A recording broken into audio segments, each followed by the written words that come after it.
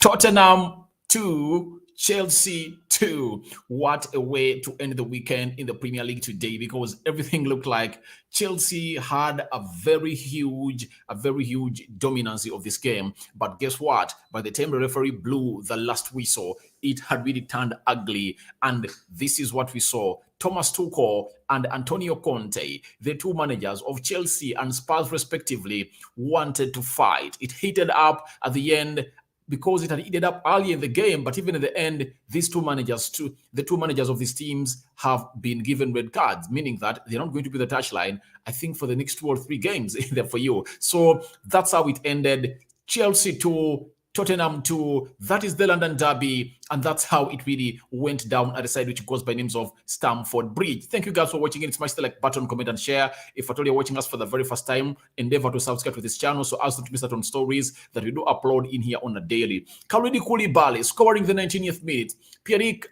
Pierre-Emile Højbjerg in the 68th minute, equalizing and leveling the game. Reece James giving Chelsea again a lead in the 77th minute. And Harry Kane in the 90th plus 6th minute, he really leveled the game to really go ahead and really give a side which goes by names of Chelsea a very hard time, because they thought that it was done. But Spurs leveled the game at its end in there for you. So smash the like button, guys, comment and share. And there is something I really want to read you in here for you, because you really need to see this.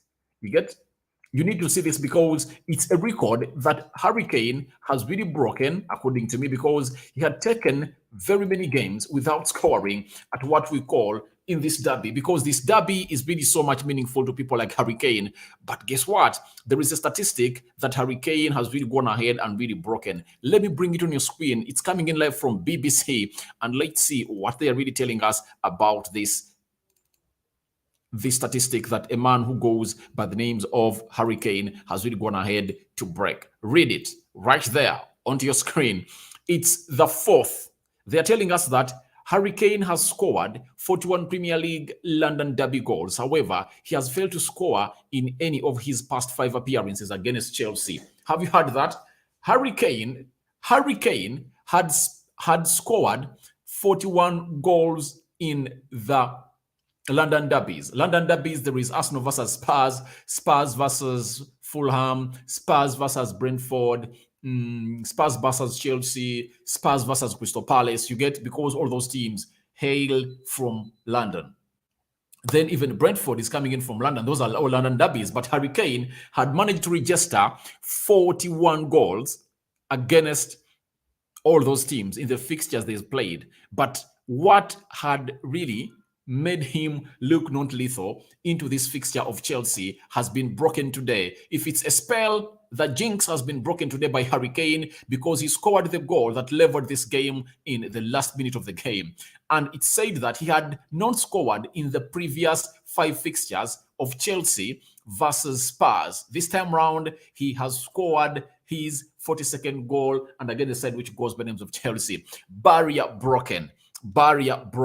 Kudos to Harry Kane in that for you. And we went into this game when Chelsea really had a very big edge. You know that very well. If you remember that very well, in our pre-match preview, we told you that Chelsea had won 33 wins and Tottenham had only 7. Now Chelsea are now still at 33 wins, and Spurs is now at 38 wins. That's something very much credible to come in here and really talk about onto this channel. Smash the like button, comment, and share. If at all you're watching us for the very first time, endeavor to subscribe to this channel so as not to miss out on stories that we do upload in here on a day. Remember, Rokan David is my name, and this is what we do like on a daily. Now, the match heated up to this level. Look at Tuchel. It shows you that the levels had really heated up. And every manager wanted a win.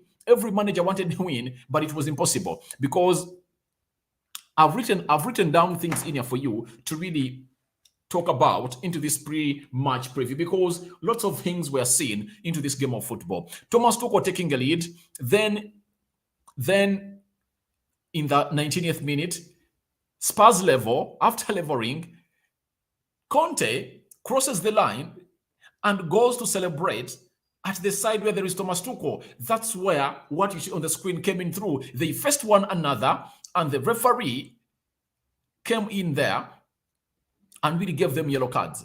That was the first moment that really caused a yellow card to come out to both managers. You get? And when you look at the second goal, when Chelsea scored the second goal, guess what Tuchel does? Tuchel bypasses the area, the marked area where Conte is supposed to be, and he goes and celebrates with the Chelsea fans. He was like telling Conte that please sit down, sit down, sit down. We are the kings of London. Chelsea fans call themselves the pride of London. You get? Arsenal once called themselves the pride of London, but it looks like Tuchel is coming in here, Chelsea. And guys, let me tell you this. Arsenal coming into this fixture, Arsenal coming in with a very big momentum altogether, really leaves this London Derby matches into a very good and enticing moment. Chelsea versus Arsenal, Chelsea versus Spurs, Spurs versus Arsenal. Those games, the London derbies, are really getting back to where we used to see them where they were. That moment when Arsene Wenger was here, Jamie Redknapp was a coach for Spurs, and Mourinho a coach for Chelsea. Those moments are really getting back to the levels where you expect them to. But they heated up, and the reason that really made them to heat up was this. It was the second goal that really came in through, the equalizer that came in through from a side which goes by names of Spurs, and this made them heat up because Tuchel thought that was a foul on his player. Bentancur lost a ball to Kai Havertz, and he really went back and tracked back. He made a very good recovery and retained that ball. And when he recovered that ball, Tuchel thought that was a foul. And when they got that ball, obviously, it went to the back of the net after Hogberg hit it directly into the back of the net. But on that goal, very many things really led Tuchel to lose his senses because people say it was like an offside. Let me show you this photo. You get? This is a player who goes by the names of Hogberg hitting that ball. That is Hogberg. That was Hogberg hitting that ball. You see how he was hitting it? That is Hogberg hitting that ball. Check where Richarlison is.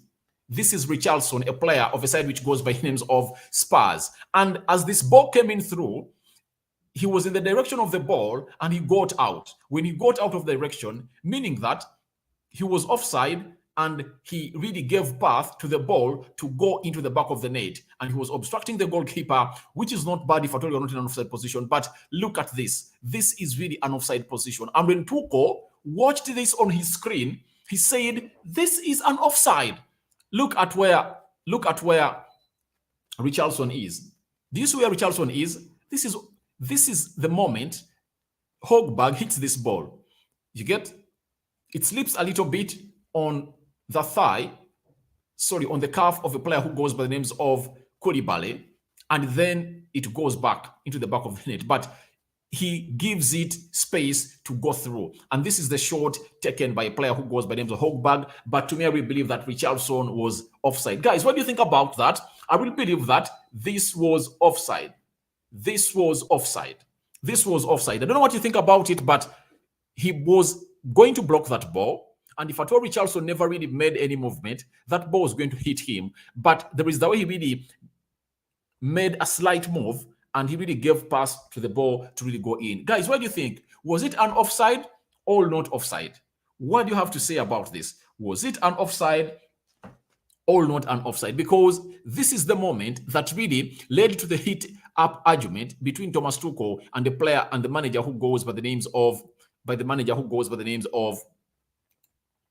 Antonio Conte, and they really had to go in and really did themselves what we saw on the field of play. So guys, smash the like button, comment and share. Now let's get into this game of football. One thing we should note about is that Spurs never deserved they never even deserved a point in this game. They never deserved a point, guys. They never deserved a point. Do you know why? Chelsea did everything perfectly. They did everything perfectly, but Spurs sat behind, and today Antonio Conte was really so much afraid of Chelsea. I don't know why, because it's like he really set up his team to play a deep line. You get? After that deep line was set by Spurs, meaning that he had given Chelsea was to go in and really attack him. If I'm Spurs, that opened up with a 4-1 defeat against Southampton, and you saw Chelsea struggle at a side which goes by the names of Goodison Park against Everton, I think it's better to go in and put in a shift of really good work and really attack, because they are vulnerable. They've shown you that every time Spurs attacked, the defense of Chelsea looked vulnerable. That's it. I think Koulibaly and a player who goes by the names of Koulibaly, Reece James, and this other player that started in the central defense, Thiago Silva, have not yet gotten a perfect combination. I don't believe they have a perfect combination together. Their combination is totally lacking. It's totally lacking. So I think there were a lot of miscommunications. That's why you see to it that their combination is not, their partnership is not really working on well. But I know with time it's going to go and work on well. But in a game like this, when you know that they have a central defender in terms of Koulibaly, have a match squad in the 90th minute and put up some good performances in the game of football, you knew that every time you attacked, they looked vulnerable. Why didn't you continue to attack them? Why did Conte have to sit back? Because every time Conte attacked, he really got something positive out of his attacks. So I really believe that Conte got his tactics wrong. And when he got to know that I can really go ahead and attack, what he did was to take off which player in the midfield. He took off Bentancur and brought in a player who goes, was it Bentancur? He didn't take off Bentancur. Whom did he take off? He took off a player, Sessiogon, and brought in a player who goes by names of Richarlison, and he went back to a 4-2-3-1 system. And that's got Harry Kane involved so much in the game. Son Heung-min, Richarlison, and the fullbacks, especially Emerson Royal and Kulusevski, we saw them making advanced runs towards the side of Chelsea in the for you. They were penetrating through Chelsea, and Chelsea looked very much light by the time that substitution was made. But one thing I want to give credit, I want to give to a man who goes by the names of Antonio Conte, was that he realized his mistake, that Chelsea were vulnerable, and he respected them so much. And after them conceding the first goal and playing like close to 60 minutes, he brings on other players to come up to beef up that side of a team which goes by the names of Spurs. And obviously, after the first substitution was made, he got an equalizer. You get? Though it looked like he opened up a lot, and the left back was really left so much open, and they used it to attack a lot. That's even where the second goal came in through, because Reece James put up a cross that Kai Havertz really missed to score in the for you. It was really a very good chance that Kai Havertz had to really go in and really score, but he couldn't really go ahead and score that goal. But the first goal that Spurs conceded shows you how bad defensively these teams were. You get? Tottenham needs to work on the way they defend, because if you don't work on the way you defend, obviously you're going to go in and really see this happen to you, because you can tell me that you could give Koulibaly that space. Why could you give Koulibaly all that space? Because for these defenders, we know that they always go in and score with headers, but he even took a volley. They gave him a chance to even take a volley to go in and really cause all that trouble to give a team which goes by names of Spurs a lead. Chelsea a lead. Something that Conte will never allow in his game of football in there for you. Then that equalizer of Spurs. After that foul, which looked like a foul to me, it looked like a foul, and then the goal looked like an offside. But why did the Chelsea players drop off? That goal goes inside because the Chelsea players dropped off. They down tools. That's it. They thought that the referee was going to blow the whistle that it was a foul, and then Spurs capitalized on it, and that attack resulted into a very good shot from Hogberg that went into the back of the net, something that Chelsea should go on and really know that it's not good. You shouldn't drop off. Because I saw United concede such goals, stupid like that, after dropping off in such a manner. You get? They dropped tools and everything never really went on as really deserved. So the other talking point is all about the misses. There are misses that I really saw. One was that of Harry Kane. Harry Kane missed this chance. Let me show it on the screen. that chance. He really missed out on that. He really missed out on that chance. But he started to get these chances when they shifted from a 3-4-2-1 to a 4-2-3-1. So Harry Kane missed that chance. That was a very big chance for Spurs. They would have gone in. They would have come back in the game much earlier, but they didn't. And I think it was one of the second chances, apart from that of Song Hyun-min, that a player that Mendy really saved. That is Kane missing out. And there is this one of Chelsea. This one was really a good chance where Sterling really applied some quick foot and he had other chances to shoot, but he shot over the bar. That's the problem with Raheem Sterling, that he's really a very good player. I cannot underrate him, but he misses lots of chances. He misses lots of chances. And if at all Chelsea are really going to rely on him to score goals this season, then they should be expecting this. He is really a player who is good on the ball, but he really misses lots of chances. That is a player who goes by names of Raheem Sterling. He misses lots of chances, but obviously he compensated this by going in to create a chance for a player who goes by the names of Reece James, and Reece James scored a goal for a side which goes by names of Chelsea that put them ahead before Harry Kane came in to equalize after a corner well swept into the 18-yard box area of a team which goes by names of Chelsea. So I would like to credit Sterling for not being selfish, because any player would have been selfish at that moment, but obviously he said, no, I'm not going to be selfish. I'm not going to be selfish. I'm going to really pass that ball into these players to say to it that they really go ahead and really score. And Reece James was the best player, and him being best placed very well, saw him in there for you. And this is how Sterling really went ahead to execute this, and a player who goes by names of Reece James gave Chelsea a lead into the 77th minute. That is how Reece James made it for Chelsea. This is Reece James going in celebration. This is Raheem Sterling. But this goal is a result of the relentless press. Spurs had the ball into this area where I'm pointing, into that area. That's where Spurs had the ball. They tried to go on and really pass. But guess what? The relentless pressing of a side which goes by names of Chelsea, and I think it was N'Golo Kante who really got that ball. And the shift of their defense really is worrying, because they shifted. You see all of these defenders are just recovering back into the 18-yard box area after conceding this goal. Look at how they really shifted back. And Reece James was here alone, and the entire central defense was so much playing onto the half space on the right side of the pitch.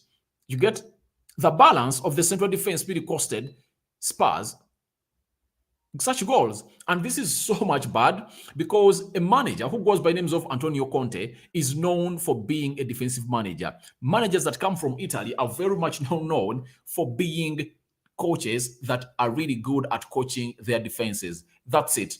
But the goals Spurs have conceded today have been an absolute joke. It has been a demolition. He has been exposed. That defense of Spurs is known.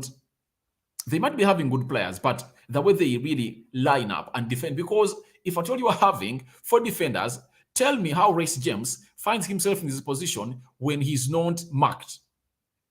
He took this ball into the back of the net without any pressure. Raheem Sterling, because he received the ball at the 18 yards arc, in for this arc at the 18 yards area. This is where he really received it, at the edge of the 18 yards box. This is where he received the ball from. And then he passed it to find Reece James. And Reece James was unmarked and put that ball in the back of the net. You get? So, this way Tottenham defended is really diabolical. You can't come in here and really say that, all right, they defended very well. Those 2 goals they conceded could have been avoided. Homework for Thomas Tuchel. Homework for Antonio Conte, because these 2 goals they conceded aren't of any level of Conte's defense, because Conte is known for not really giving in. They've gifted Chelsea. These were just gifts to Chelsea. They are just gifts. I think they would have done much better. And I know Antonio Conte is going to be filming into the dressing room to his players that, please, what did you do to me? Because this is not what we are all about. We are all about winning and winning a side of football in the for you. Smash the like button, comment, and share. How are you guys and where are you watching us from? Let me shift on to what you guys are telling me. I'm having Bumali says, hello, how are you? Then I'm having, good evening, bro. I'm having Fasola Anu, thank you for watching in. Fasola Anu is telling me that, please, why is Conte given a red card? Oh, you've not yet known. Let me show you why they've red carded him. I have all the footage in here for you. This is why Conte was red carded. Conte was red carded for this. Let me show you why Conte was red carded, because it looks like you've just joined in. Let me show you why Antonio Conte was red carded, because they really had a very bad breakup in the for you at the end of the game. This is the scenario that really brought the red card. You see, after the game, Tuchel gives in a hand, but it looks like Conte puts in a soft hand, and Tuchel goes in and squeezes his hand. And then that's where the ruckus came, and really everything got dirty, and he was given a red card. That's what happened on the field of play. And a ruckus was in the field of play, and obviously they sent these managers off. So that's why he was really given a red card, and I think he's not going to be part of the manager in there for you. I started dozing after that incident. All right. Thank you very much for watching in Tambi Jimzo. Smash the like button, comment, and share. And guys, if you're only watching us for the very first time, endeavor to subscribe to this channel so as not to miss out on stories that we do upload in here on daily. Then I'm having Bumalim because he says, yes, he was offside. Yes, to me, that guy was offside. Richarlison was offside. He was offside because he was in the path of the ball. And if at all he never made that movement, he would have not. The ball wouldn't have really went to the back of the net, but it went back of the net because he really gave it space. He was offside. Then I'm having, that's an offside. All right, thank you for watching. Yes, it's true, my brother. All right, but my other worry about Tuchel was, why did Tuchel take close to 70 minutes to make a substitution? Because some of the players looked tired, and he took long to take off these players. He would have done this far much earlier, but that's something I'm blaming him of, because he would have done it early enough and took off these players, because some players really looked tired. They looked tired, and he really took long to take them off. But obviously, 2-2, well-deserved win for Spurs, but Chelsea deserved more. You know that very well, because Chelsea put in a shift that no one could even think about, because the way they really came back from that win of Everton, because they never looked sharp. They never looked sharp. That's it. They never looked sharp at all. And I really believe that you also believe with me that in this game of football, it's always a man who goes by the names of Chelsea, or the team which goes by the names of Chelsea, that really deserved a very good win in the for you. Now, there is something that Harry Kane has told Sky Sports. This is what Harry Kane has told Sky Sports. Let me bring it onto your screen. Harry Kane has said, we knew it was going to be a tough battle. First half, we are not good enough, disappointing the way we conceded second goal, but we carried on fighting, we carried on playing. We had to adapt second half. We had to change formation. Chelsea were getting into spaces. I think I kind of flicked it, but I couldn't see where it went. Then the net was wrestling, especially after the second chance I had earlier in the second half. It was nice to see that one go in. Obviously, it was nice to see that go in, but he has gone ahead and said about how disappointing they were and how they had to change information. Something I really hated about that, the change of formation really played in a player who goes by the names of Harry Kane a lot, because that formation of 3-4-2-1 doesn't get out the real attributes of a true number 9 like Harry Kane. Harry Kane came back into the game after they really changed a formation, and then it was 2-2 for side which goes by names of Spurs and Chelsea. But it looks like Spurs are not really so much contented. And obviously, they couldn't get contented because, Chelsea are not contented because this result was not really meant for a team which goes by the names of Spurs. Spurs were not supposed to get even a single point, but because of the ugly defending of a side which goes by the names of Chelsea, then they really put a shift in and they really got themselves back where they're supposed to be. Then Harry Kane couldn't say that it was really an important game for us to show where we are as a team. It's a marathon, not a sprint, but it was important after losing to them 5 or 6 times to them away from home at Stamford Bridge. Hasn't been an easy visit in the foyer. So that's what really happened at a side which goes by the names of the side which goes by names of Chelsea and Stamford Bridge never really gotten the happiness they really deserved. And London is now silent at this level. Now, Jamie Carragher is telling us that the anniversary is tomorrow, 30 years of the Premier League, and it just never ceases to amaze you. In terms of a product, it's such a huge success story because of games like that. Red card being shown to the manager of Chelsea, both the manager of Chelsea and the manager of the team which goes by the names of Spurs have been red carded by the referee. Now let's get into this because it's the most important part of the game to really talk about who had a huge domination of this game of football. 16 shots by Chelsea, 10 by Spurs, 3 shots on target by Chelsea, 5 shots on target by Spurs.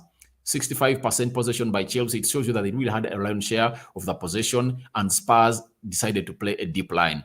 35% possession by Spurs, 574 passes completed by Chelsea, 318 passes completed by Spurs, 85% passing accuracy by Chelsea, 78 by Spurs, 9 fouls by Chelsea, 9 fouls by Spurs, 3 yellow cards to Chelsea, 0 yellow cards to a side which goes by names of Spurs, 0 red cards to the players, but the manager have been red carded, 2 offsides for Chelsea, 1 for Spurs, and 8 corners for Chelsea, 8 for Spurs in there for you. And you know, after this moment, what I really show you is the table and how it stands. Remember, only one game has not yet been played, and obviously, it's all about Chelsea. It's all about Liverpool versus Crystal Palace tomorrow on Monday, and I know I'll come in to do the match build-up for that game to tell you what is really going to happen for that game either for you. Then, Man City is on the top of the table, 2 games played, 2 wins, 1-0 draws, 6 goals scored, 6 points. Arsenal are second, 2 games played, 2 wins. They've conceded 2 goals, they've scored 6, and they're having a goal difference of 4. They're having 6 points. Tottenham are 4th with 4 points. Brentford are 4th with 4 points. Newcastle, 4 points. Leeds, 4 points. Chelsea, 4 points.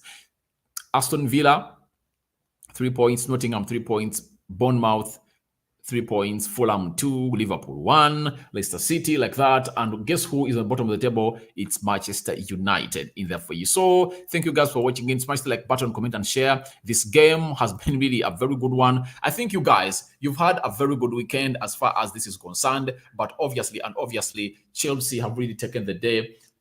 Chelsea have not taken the day because of that late equalizer from Harry Kane. Remember, he had taken 5 games without scoring in the derby, the London derby between Chelsea and Spurs. But today, he has really gotten that spell of himself and he has scored. And secondly, note that amongst all the players that we talked about that are going to compete for the Ballon d'Or, it's only and only him and Ronaldo that had not scored a goal. Ronaldo never scored in the game of Brighton, and today he has not scored yesterday he never scored in the game of Brentford, and Harry Kane never scored in that 4-1 thriller, 4-1 win thriller against Southampton, but today he has gotten himself on the score sheet. Remember, Haaland never scored yesterday, but in the opening game, Haaland scored 2 goals.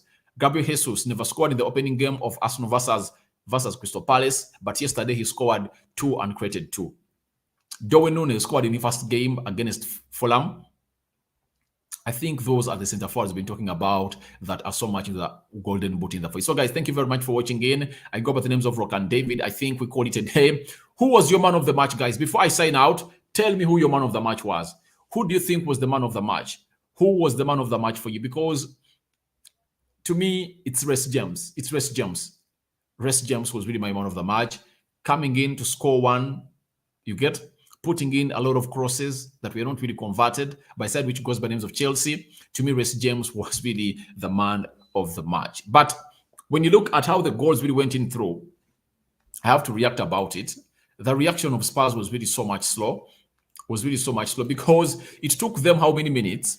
It took them 49 minutes to equalize. You get? It took them 49 minutes to equalize the first goal. It shows you how hard time they got to attack a side which goes by names of Spurs. But time which goes by names of Chelsea. But every time they attacked Chelsea looked shaky in the defense. That's it. They looked shaky.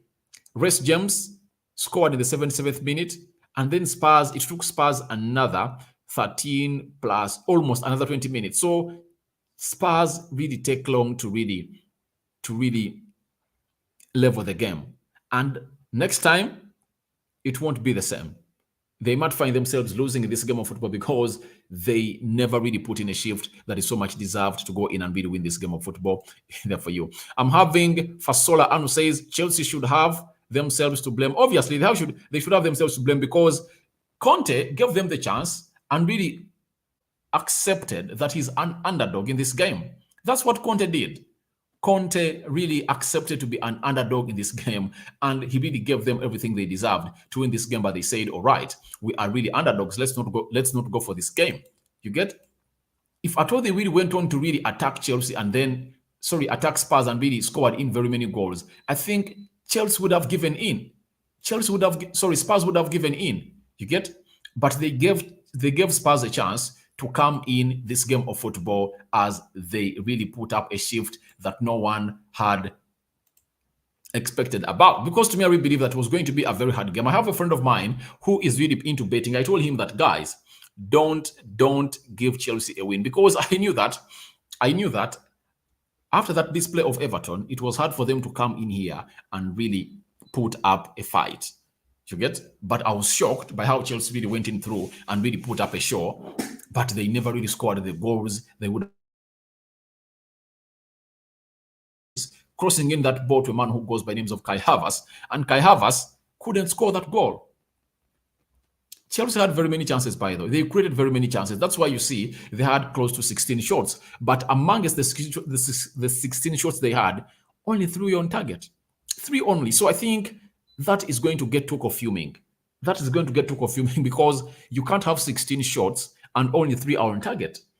That's abysmal. That is something you can't come in here and really talk about because it's really so much ugly. Very much ugly to discuss even about it, because you can't tell me that out of the 16 shots you had, only 3 were on target. Yet Spurs that really had 10, 5 were on target. That justifies that your players were not so much concentrated into that game of football there for you. So today, before I sign out, because I'm soon signing out, Tuchel has come out and really spoken about what happened in between him and a man who goes by the names of Antonio Conte. This is what he said. When you shake hands, I thought we look into each other's eyes, but we had a different opinion, so it was unemotional. He was happy when they equalized, and it got a bit heated, but nothing big. We both got a red card.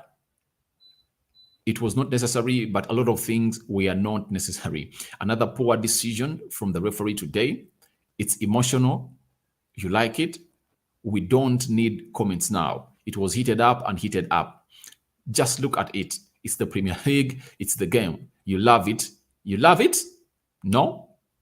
We love it.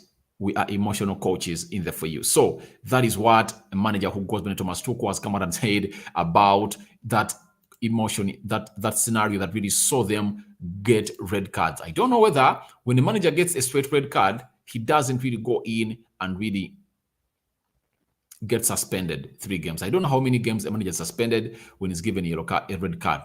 But I think they had already got yellow cards in there for you. So Thomas Tuchel, if we meet, we meet. If not, it's not a problem. It's between a football match. It's a football match between 2 men, 2 competitors. Nothing had happened in there for you. So let's wait and see how this game is going to go on, because it looks like it heated up more and more and more and more than we expected it to be. So guys, thank you guys for watching. It has been nice having you to this channel. This is what we do on a daily. These big games, we come in and analyze them onto this channel, which goes by names of Rokani Media Football. But guys, remember, we are on to that level of wanting to hit 10,000 subscribers on this channel. If at all you're watching us here and you've not yet subscribed to this channel, do us a favor. Head into the lower right bottom corner, smash the subscription button. For smashing it, hit the notification bell that will enable you get notified each and every time I upload a video into this channel. I go by the names of Rock and David. What else have I talked about? Oh, Garaga. Garaga came on through. Garaga came on through and really played very well. He even neared an extent of even scoring. Then Broja. I think Broja is one of those players that really took long to be brought to the pitch of play, because I believe that if at all Chelsea had a certified number 9 after shifting to a 4-2-3-1 system, when they really took off Loftus-Cheek and they brought on Aspilicueta, I really believe that that was a message being sent to Tuchel that, please, why don't you get in Broja to lead the line? Because the difference was Broja came on late, and Conte had shifted the system to a 4-2-3-1, and Harry Kane had started to become a threat to Chelsea. Tuchel read it and to change the system, but he never really brought in a centre forward. He left Sterling playing as a centre forward. You get? So I believe that if at all Tuchel had really gone ahead to go in and really bring in a centre forward in the names of Broja early enough, they would have really scored very many goals, because that defense of Spurs today, it is a joke. It was a joke. Even that of Chelsea. Those defenses were a joke. And these are two managers whom we know of being so much good defensively. Their defensive display is way above being doubted. They're really good managers, and their defenses are the ones that have really made them famous. You get? Tuchel doesn't want to concede. He's a very good manager coaching that defense. And the same applies to Antonio Conte. You know them coming from Italy with their Catanaccio. Thank you guys for watching in. I sign out for now. See you later. Thank you guys for watching in. Fasola, thank you very much for watching in. Tambi Jimzo, thank you for watching in. Mbiche, thank you for watching in. I think that's all we had. And Bomali Mbiche, thank you guys for watching in. Smash the like button, guys. Smash it. We're having close to 50 people watching in, and only 19 have smashed the like button. Smash it to close to 50. I'm out for now. See you later, my mates.